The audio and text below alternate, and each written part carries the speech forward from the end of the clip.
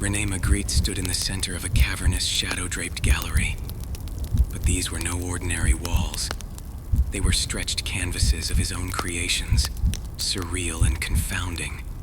His eyes scanned the lovers, the Son of Man, Golconda, and many more. "Where am I?" he muttered. As if on cue, the painting started to ripple, like water disturbed by a falling stone. A figure emerged from the lovers, his mother. She was drowning, her dress floating upwards to obscure her face. The sight jolted through him like electricity. That imagery had stalked him for years, ever since her body was discovered in the river, her nightgown flowing eerily over her face. "Mother," he whispered, his voice laced with an indescribable blend of dread and longing. "René, why?" she gasped, before dissolving back into the canvas. Dizzy and disoriented, he stumbled forward. His footfalls were muffled as he passed through more paintings. Suddenly, a wall adorned with masterpieces by Picasso, Titian, Ernst, and Chirico caught his eye. He had once forged these works with an artistic dexterity that fooled even the most discerning eyes. But here, in this surreal gallery, they radiated an uncanny malevolence, as if angry at their false origin. The figures in the paintings began to contort, their eyes becoming hollow voids. The landscapes warped, and skies grew red. Picasso's geometric shapes fragmented further into a chaotic mess, and Titian's figures writhed in agony.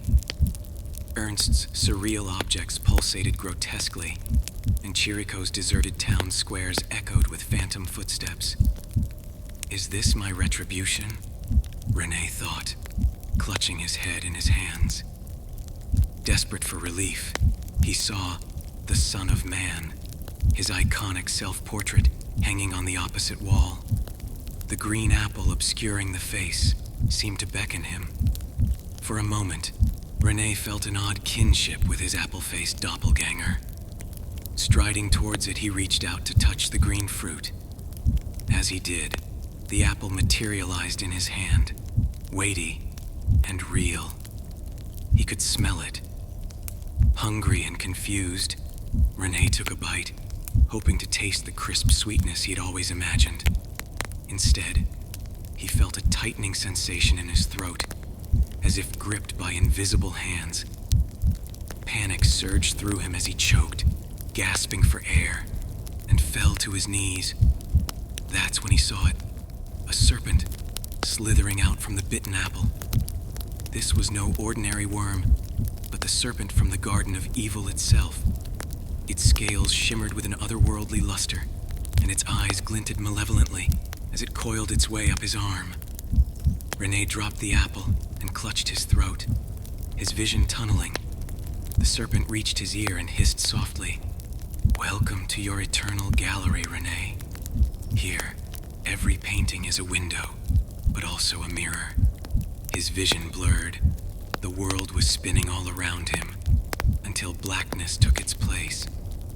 The last thing he saw before losing consciousness was the multitude of his surreal worlds collapsing inward, each canvas a darkening vortex, spiraling endlessly towards a void. But before the darkness could swallow him whole, he heard it. The distant, muffled sounds of a woman drowning. It was an agonizing sound he knew all too well. He heard the rush ripples and splashes as if his ears were submerged. "Mother," he whispered. Compelled by an urge that defied logic, he picked himself up and followed the sound. As he walked, the canvases blurred into a dizzying swirl of colors, and he found himself standing on the edge of a beach.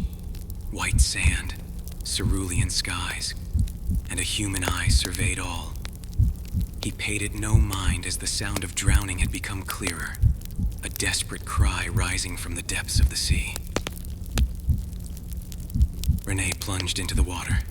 The chilled sea enveloped him in its dark, suffocating embrace, the salt coating his mustache. As he swam deeper, a shimmering rainbow darkness swept past him, then circled him. It was the serpent.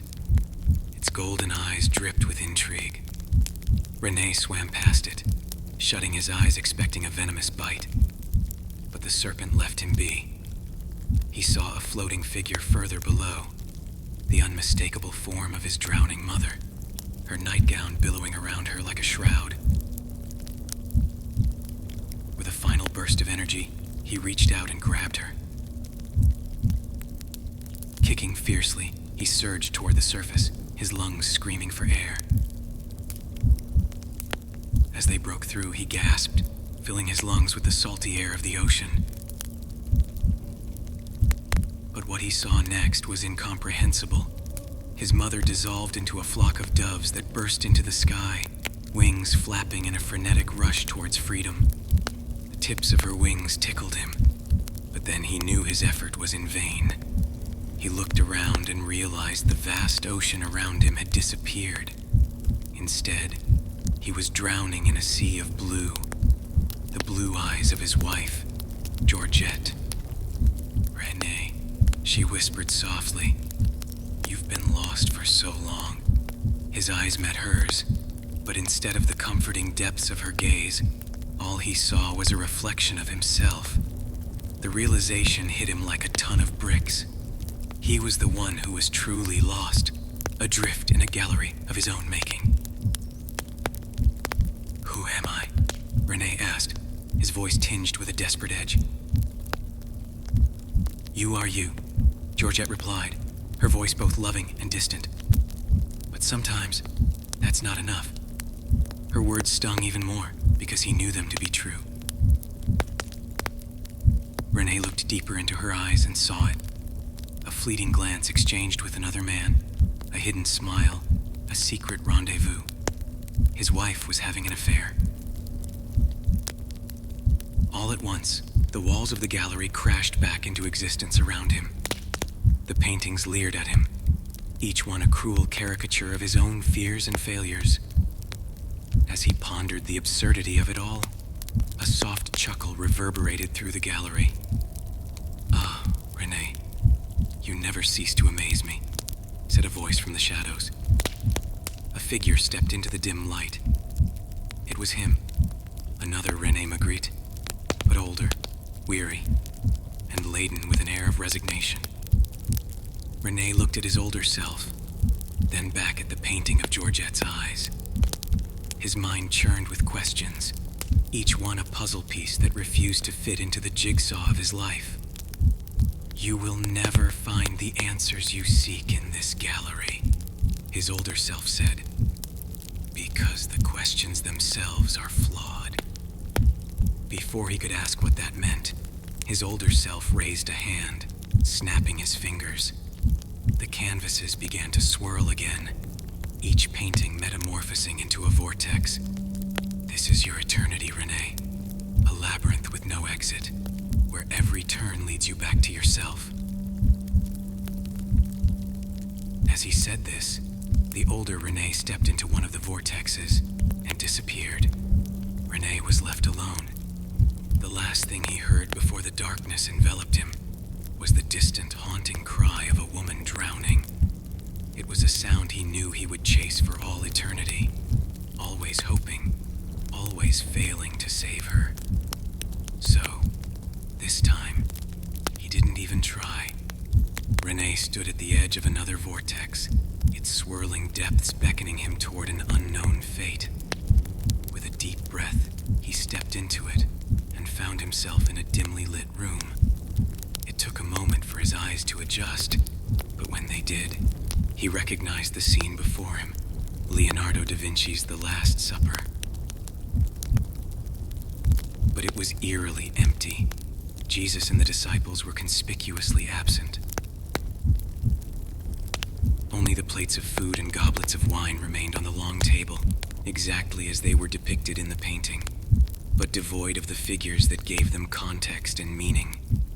In the center of the table was the serpent, its scales shimmering in an almost hypnotic dance of rainbow darkness. A quiet voice inside him whispered, "Eat and understand." René sat at the head of the table. He picked up a fork and knife, scanning the crumbs of bread that lay before him. And instead, he surprised himself, cutting a piece of the serpent's flesh and put it in his mouth. René looked around the room one last time, taking it all in. Then he picked up a goblet and took a sip of wine. The taste was bittersweet, tinged with an ineffable sadness and a lingering aftertaste of freedom. And then he realized he was no longer trapped in a labyrinth of his own making. He leaned back in his chair, his eyes finally free of torment. He breathed easy as helped himself to more wine and Serpent, dabbing the corners of his mouth with the tablecloth. But just as he settled into this newfound tranquility, he heard the distant sound of footsteps approaching, shattering the silence and snapping him back to a reality, or perhaps another illusion, that he had yet to understand.